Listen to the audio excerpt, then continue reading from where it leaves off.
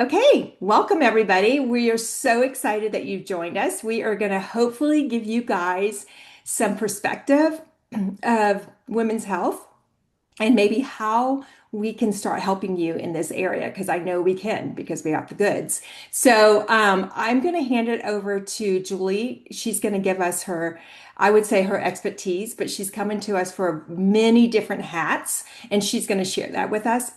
And she's going to tell us her own health journey. And then some of the things that I think if we had a better understanding on, we would literally have a better understanding.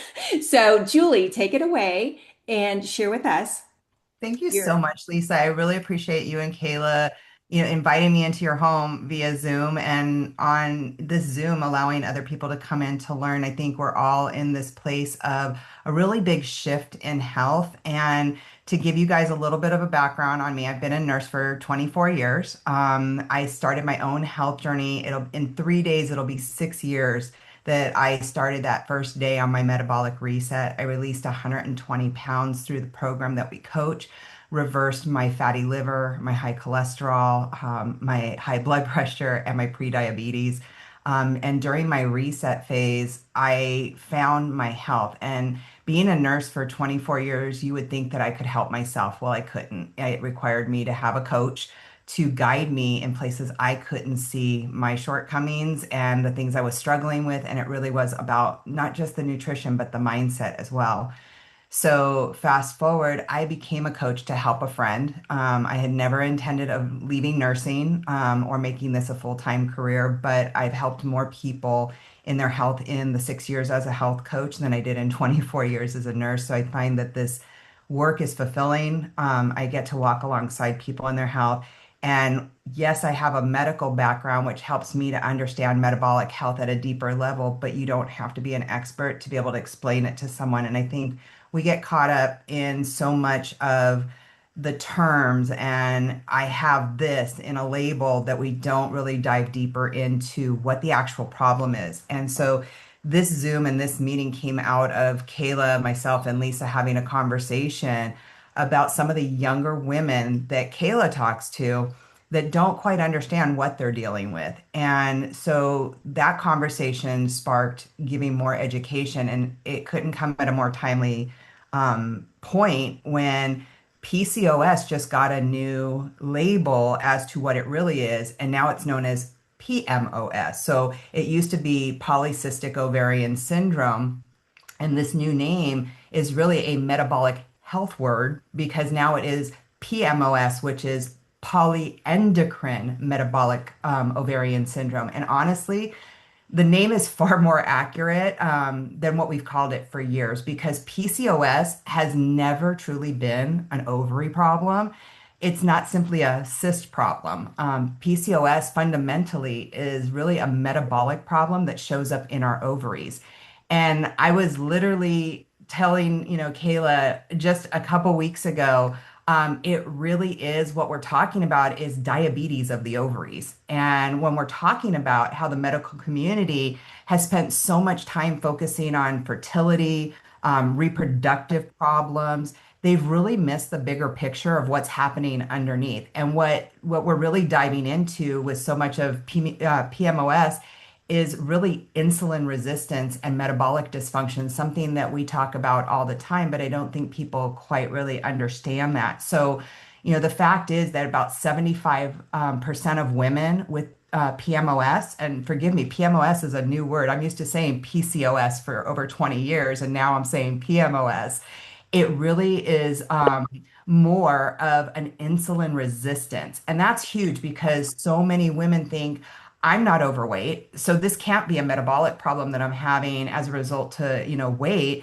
But metabolic dysfunction, it doesn't always show up on the outside like we think it will, like in terms of being overweight. It also is why PCOS has had a significantly higher risk of women developing type 2 diabetes, gestational diabetes while they're pregnant, hypertension, having preeclampsia, which has to do with hypertension in the later stages of pregnancy that can endanger a mom's life and the baby, higher incidence of miscarriage, preterm birth, and higher C-reactive rates or inflammations throughout the body and heart problems. So it's where I become really deeply passionate about this conversation because too often fertility treatments, IVF, it becomes a workaround instead of addressing the metabolic dysfunction first. And while IVS can absolutely be an incredible blessing and a tool, we can't ignore the fact that unmanaged metabolic dysfunction increases the risk not only to the mother, but the potential child that they're going to have as well. And so, children that are born to moms with unmanaged PMOS often have higher rates of obesity, insulin resistance, metabolic syndrome, type 2 diabetes later in life, and daughters are at an increased risk for developing PMOS themselves. And often sons will carry that and have increased risk of metabolic disease themselves. So it's not just these young women or older women that have dealt with this, but their offspring are more likely to have these metabolic dysfunctions. And that goes into, next generation and carrying that disease process on. So we have to stop viewing PMOS simply as a reproductive problem and start really understanding it as a full body metabolic and hormone condition. Now, here's another major problem. The standard workup for PMOS often misses the bigger metabolic picture. So you go to a doctor, and most women hear, your labs are normal. And while their body is actually screaming for help and all these different symptoms, and the doctor says, typically, your labs are normal, there's nothing wrong with you. And you're like, I know this isn't in my head. We should be looking deeper at a metabolic marker like fasting blood sugars, fasting insulins or A1Cs, which measures your blood sugar over a 3-month period, triglycerides, high density lipids or the HDL cholesterol, liver enzymes. They usually do ALT, AST, and inflammatory markers like an HSCRP, hormone levels, including testosterone, progesterone, thyroid health, the micronutrients and deficiencies that we have there, and overall inflammation markers.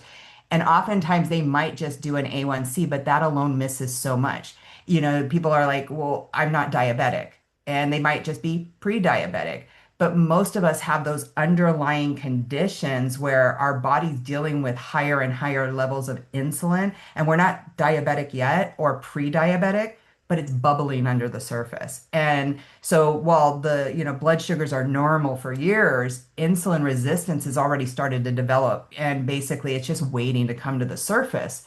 So insulin matters because insulin's not just a blood sugar hormone, it's also a fat storage hormone and a hormone disruptor. So when you hear, people saying in menopause or they're postmenopausal and they're getting that belly fat, or young girls that are, late 20s, early 30s, they're starting to develop more abdominal fat and they think it's a food issue or I'm not exercising enough.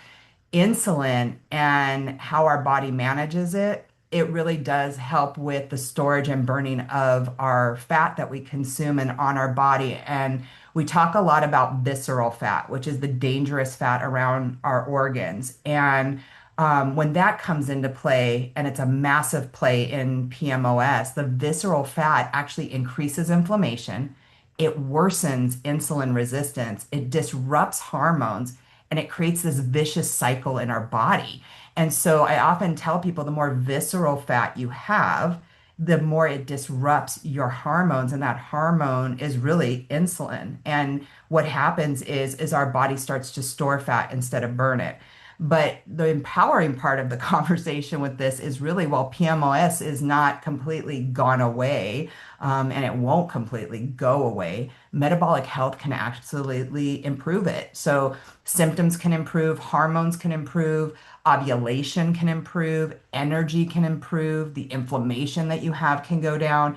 And surprisingly enough, I've worked with a lot of clients who, with PMOS, could not get pregnant. They came on the program we coach, and lo and behold, I have pregnant clients, and their programs change. So fertility outcomes can improve, and these are people that have been doing fertility, and that doesn't mean that the fertility isn't working, but getting their metabolic health in order was a way of being able to get pregnant, and long term, the disease risks that they have improve.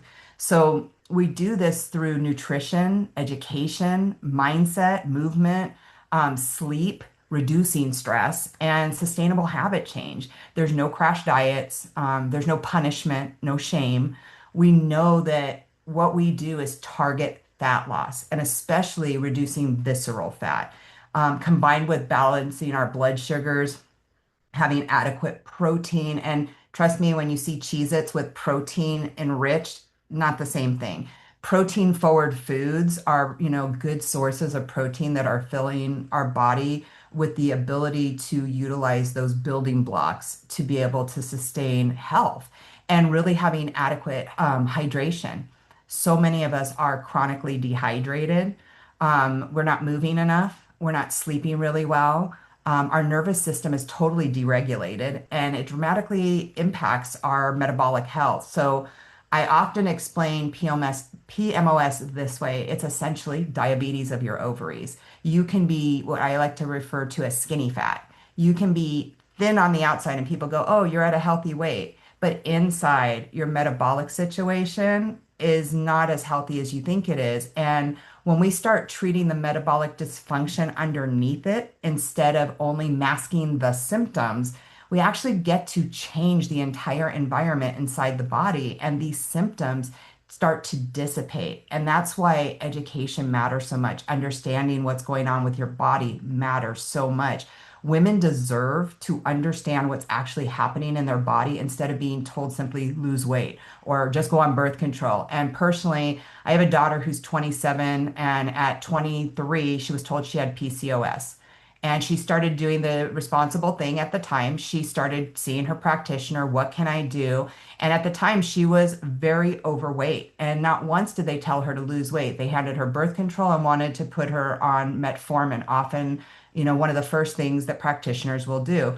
Well, metformin is one of the very first medications that they put people on for diabetes, especially when they're pre-diabetic, and they tell them, oh, it's going to help you lose weight. Now, as a mom, I was concerned about my daughter. As a nurse, she asked me to go with her to the appointment, and I sat quiet listening to the practitioner talk to my daughter. Not once did they ask my daughter other facts other than the fact that she was overweight. They didn't want to draw lab work. It wasn't until I piped up at the end of her appointment and said, can we draw a panel of blood labs and look at her A1C and all these things I've just mentioned to you? And the practitioner made a very snarky remark at me. And I said, well, why would you treat my daughter with a medication when you don't even know what's going on? No ultrasound to look at her ovaries or her uterus. And I have a family history of not only ovarian cysts, but endometriosis. I myself had a hysterectomy at 40. My mom had a hysterectomy at 38. My grandmother had a hysterectomy. So there's a lot of women's health issues in my family. They never asked for that. So they were going based on symptoms and treating with medication. But the fact was, my daughter was, 24, not 42, and just losing the weight and getting her metabolic health under control was what needed to be done. We walked out of that office with no medication. I got the blood test for my daughter, which showed she was pre-diabetic at that point. She went on our program, and all of a sudden, within 3 months, her A1C went from 5.9, which is kind of in the pre-diabetic higher range, down to 5. She got her period for the first time in a year. She was having massive problems having a period. She started to have regular periods, and a lot of her other symptoms started to subside because she was addressing the metabolic dysfunction that was going on in her. And I feel like with just having that personal experience, women deserve metabolic health support. They deserve answers. A woman deserves tools to help them create long-term health for themselves and future generations. I personally may have been pre-diabetic for a long time. I have most of the adults in my family are type 2 diabetics.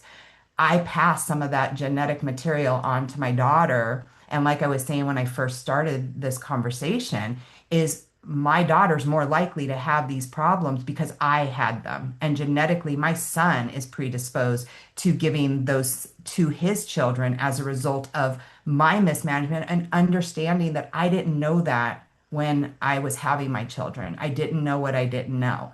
And so I'm here really to answer the questions, not as a nurse, and I did work in endocrinology and gastroenterology at UCLA for the latter part of my education, educating diabetics. So diabetes tends to be my wheelhouse. However, I really want to open these questions up to you guys today and answer questions that you have about what you're dealing with. But I also want you to know that as a nurse, I'm not practicing as a diagnosis or a treatment of what you're going through.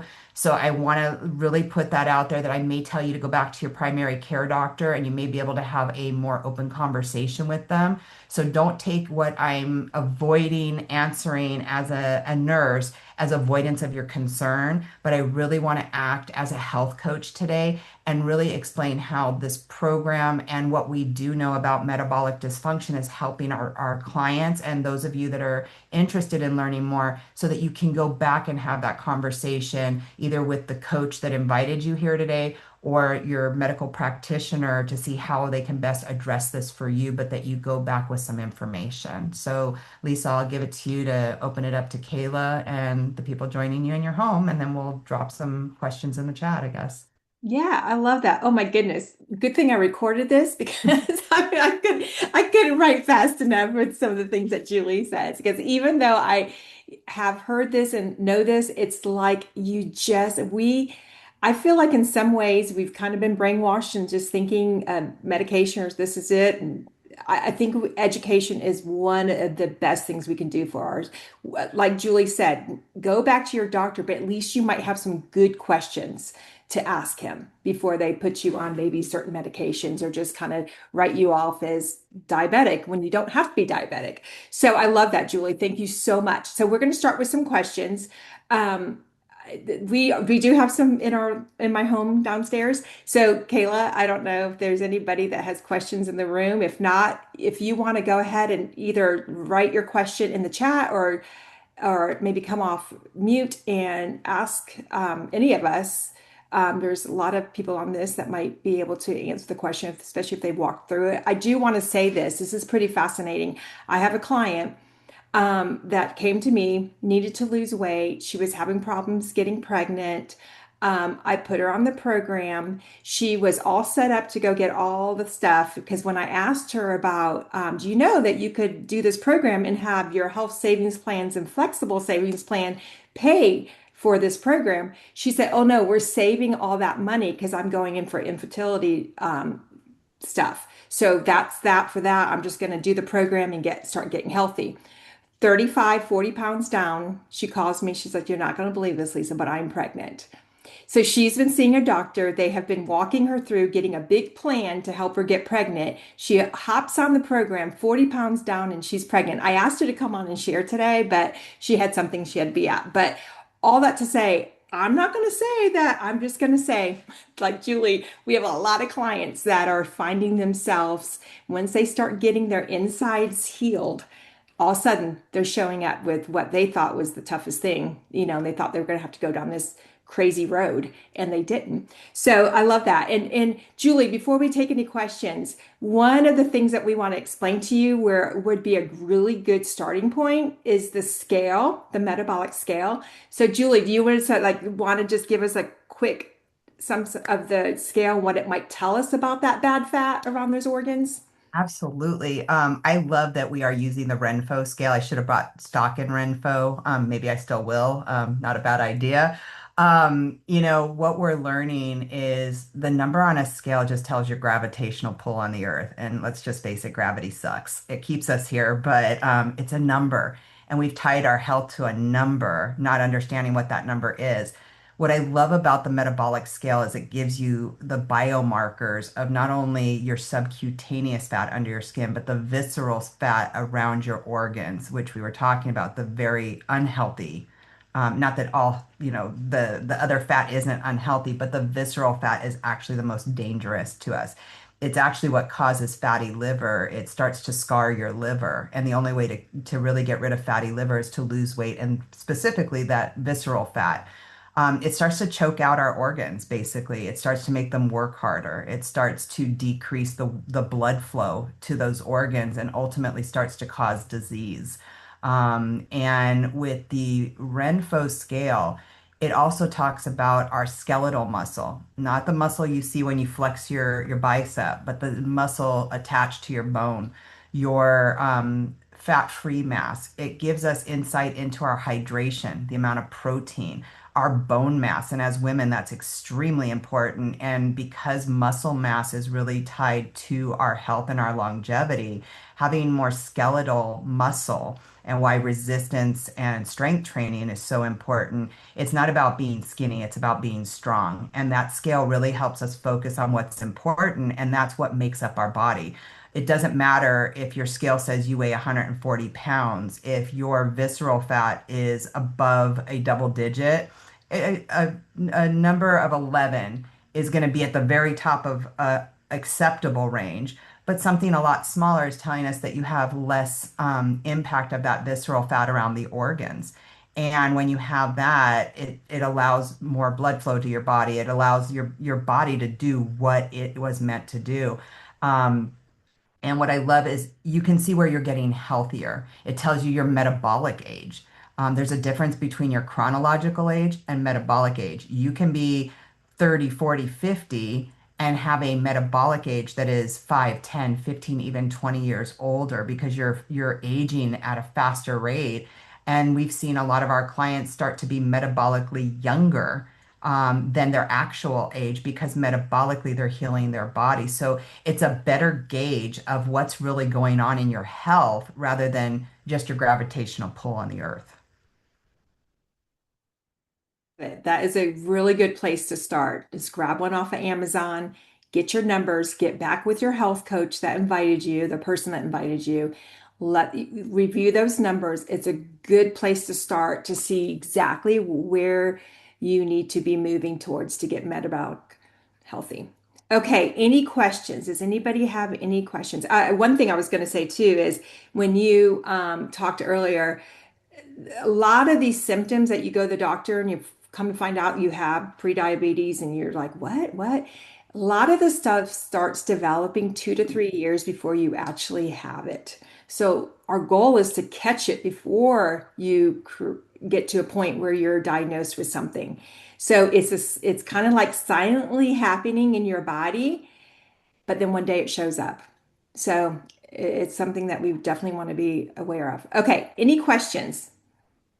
Kayla, do you have anybody in the house that has a question? We'll start there. Kayla, do you have anybody that has a question that's there?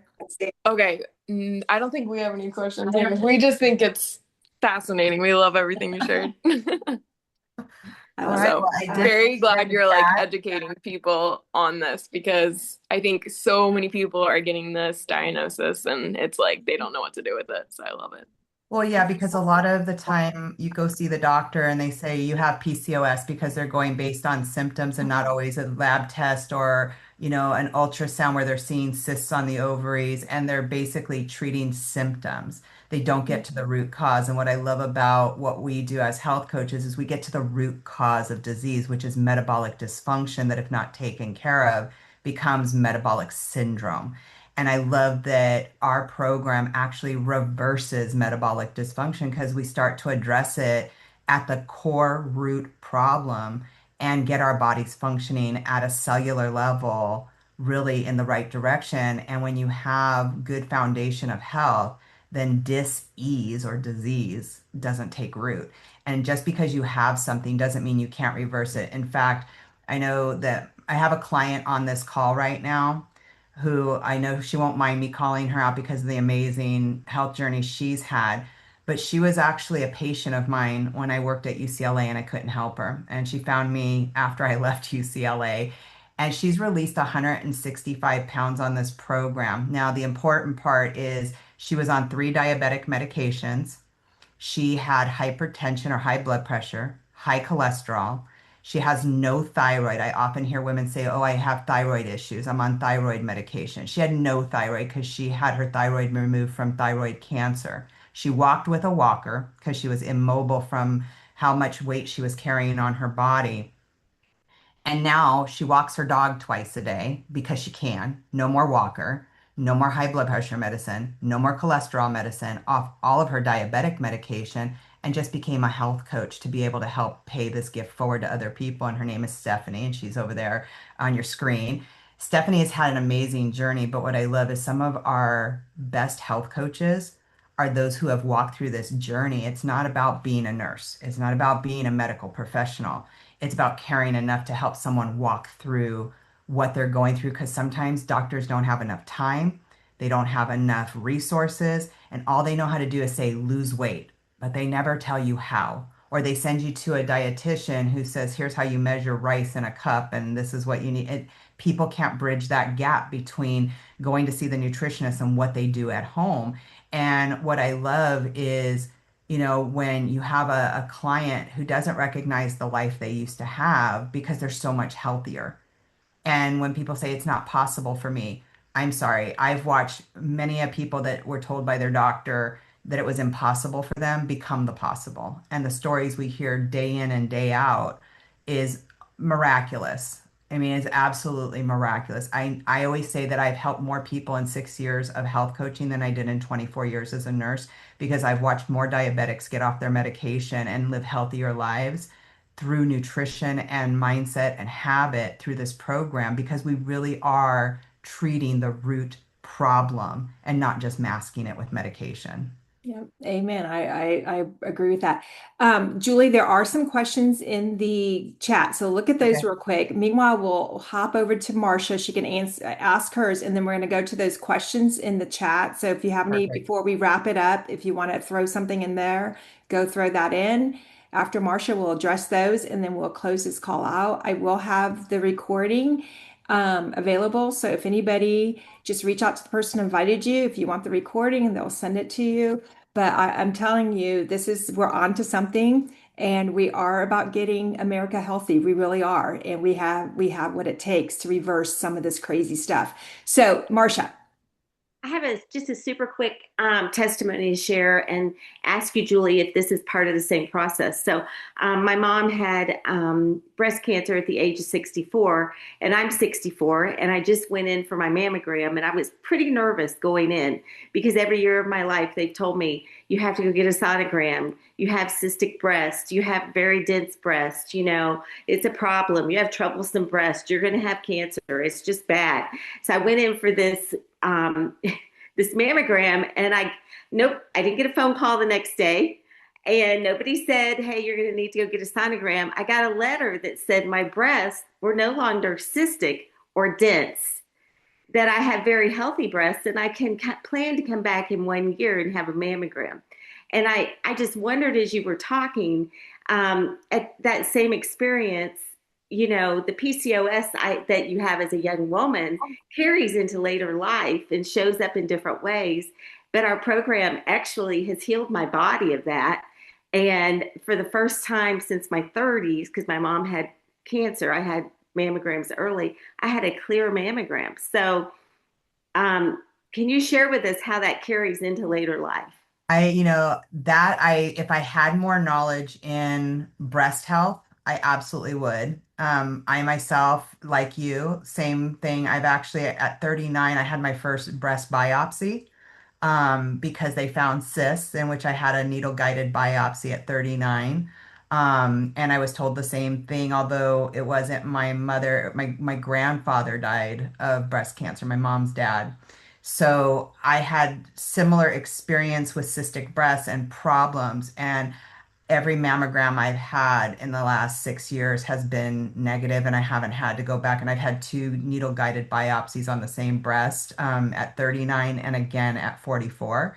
So I can't say for certain, what came first, the chicken or the egg, but I know that my breast health, my overall health has improved, and I attribute most of my own health improvements to everything I've done in the last 6 years with this program. And it really starts with our metabolic health. Everything that you can think of in terms of dis-ease or disease, in my experience as a nurse, comes from chronic inflammation, comes from, dysregulation of hormones, and comes from, I always say that it either starts in your gut or with your heart. And so if you look at that, a lot of the chronic diseases come from a lot of the underlying conditions that good nutrition and a solid base actually help. These are things we didn't suffer from centuries ago.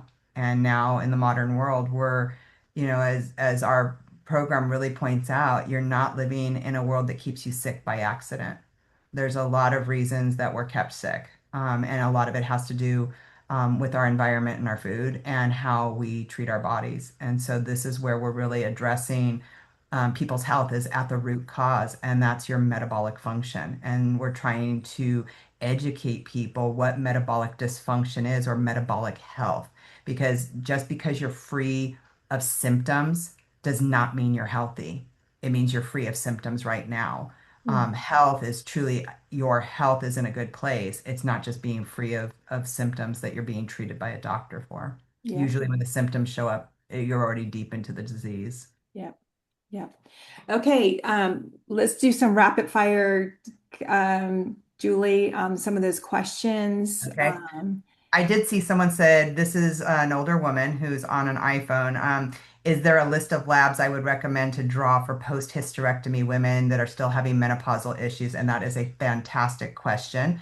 I got my I had my hysterectomy at age 40, and nobody told me welcome to chemical menopause. And I started having perimenopausal symptoms early in my 30s, and perimenopause can start as early as 29. So if you think you're too young to have these symptoms, there's a really great book called The New Perimenopause by the same doctor that wrote The New Menopause. So if you're a menopausal woman, or what we call postmenopausal, and you want answers, there's a great book called The New Menopause, and it's Dr. Mary Claire Haver. Um, that was my first step. And 2 years ago, I want to say, when it came out, I read it. And actually, one of my clients is an OBGYN reconstructive surgeon and menopause specialist. And when my own doctor wouldn't listen to me, I went to her. And she did a slew of labs. So what I would say is if your own practitioner is not familiar with menopause, and let me just tell you, OBGYN departments, the doctor has a month in that rotation unless they specialize in it. And they often don't specialize in menopause. And it's such a field that is expanding so quickly because we're finally getting the treatment they think we deserve.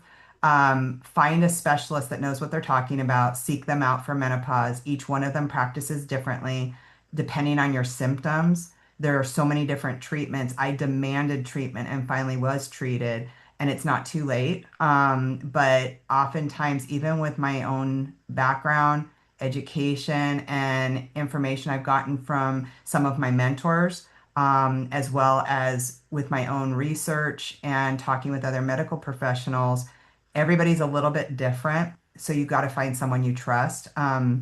I do have the name of that doctor who does see people by telehealth, and I'll provide that if it's something your insurance covers, or if you want to consult with her. She did her own lab work with me, and then treated me based on my symptoms and where my labs were at. But 2 years later, I actually have an appointment for myself on Wednesday to go in and demand again another treatment for myself. And it doesn't matter what the labs say, it's more of a treatment of the symptoms. And if you have a good practitioner, they're going to address that. So it's a great question, though. Yeah. And the same with the new perimenopause, it's knowing the symptoms. You're not crazy and your body's not broken. Your body is going through fluctuations of hormones. And a lot of that can also be from our health. So definitely be a champion for yourself. You may have to advocate for yourself.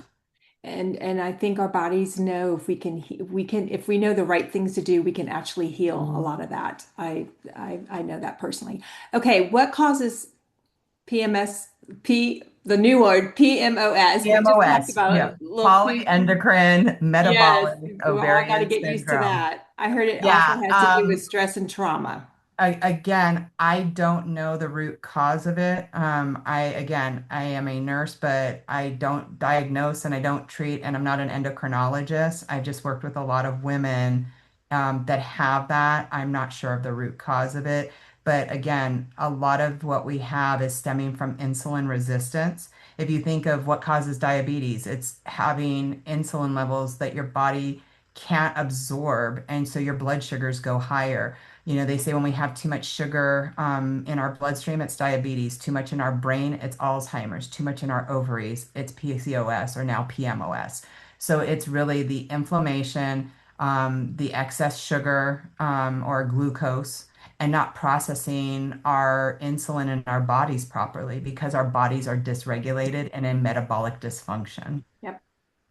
Oh yeah. Okay. We're gonna wrap this So up, I but like this one. Do the lab continuous test glucose. real Yeah. quick. Oh, I was going to say, do I Oh, recommend a continuous glucose oh, monitor? And which one yes. is the best? Well, I personally wore a Stello. You can find it on Amazon. Am I diabetic? No. But Dr. A had said he was wearing one, and I wanted to see how my food was affecting my blood sugar to give me the biofeedback that I needed to understand what my body was feeling. And it was really great to be aware of how the blood sugar and how you feel throughout the day and watching your blood sugar either stay steady or being spiked. And I wore it for 2 weeks and saw that I was constantly at a steady level, which was amazing. But the Stelo is really inexpensive when it comes to continuous glucose monitor. It comes with a free app on your phone. It's $100 for two sensors, which is an entire month. And you can actually monitor yourself 24 hours a day and get a good understanding of where your blood sugar is at and where you have your peaks and valleys and what foods are affecting your blood sugar in a negative or positive way. So Yeah. that's a And good one. even if you're under stress with you can see when we get stressed that can go up, and maybe Absolutely. need to learn how to manage stress in our life. Okay, so if I don't skip any, how about any labs would you specifically say, is there any specific labs that we It should really take? depends on the doctor that's treating you, but generally they will pull like your follicle stimulating hormone, your luteinizing hormone, your testosterone, your estrogen, your progesterone, there's a couple of globulin binding hormones. It really depends on the practitioner. But they're looking at where you are in those levels of your feminine hormones. So definitely, like I said, you can talk to your practitioner. You can look this information up. Google is a great place to look up information on labs. I tell people if you Google search your diagnoses, it's not coming with 13 years of medical background, and Dr. Google is often wrong. So, but when it comes to things like hormones, that's something you can definitely look up and then have a conversation with your practitioner Yeah, about. perfect. I did see someone said, how do you reset your body? Definitely speak to the person who invited you because there are different programs for different people. We don't have a one size fits all approach. There are like 14 different programs depending on where you are in your age span, your health span, and where you are currently. So definitely go back to the person who invited you so you can talk through your particulars so they can fit the best plan with you and where you're at in your health. Right. Um, And then also, Paula, whoever sent you this information to jump on this, talk to them and they'll tell you exactly. We're not going to spend our time talking about the actual program right now because like Paula, like Julie said, depends yeah. on what your goals are and where you're at and all that. So talk to the And person. for Hmm. Yeah, and for Paula, does this work for men? This works for Yes, every human. every human. Human. If you're human, our programs are available for children through adult. The youngest that I've worked with is 13. We have programs for boys and girls, but girls have to have their first period after age 13, and boys age 13. And my oldest client is 97. So we have something for everybody in between. Mm. It is not just women, it's every human we can help. Yeah. Yeah, I think Um, that is pretty much it. let's see. Got some good reports in there. Diet with from Diane, 6 years, perfect. You guys, we want to do more of these because this is just really important for us to get a good understanding where we're heading. And this is where we're heading is some, I would say, groundbreaking things. So please, however you found this, please get with the person that sent you the information. We can walk you through what's coming. We can tell you what's coming. We can find out what you're looking for because listen, as women, and I just celebrated my 60th birthday this last December. And I will tell you, and I'm going to be honest with you, I feel better at 60 than I did at 50, and I felt better at 50 than I did at 40. And I would say into my 30s and 40s was the worst time I had ever hit after my kids, didn't understand, took care of everyone else but myself. Here I am at 60. I feel like I have a plan. I'm aging backwards. I feel good.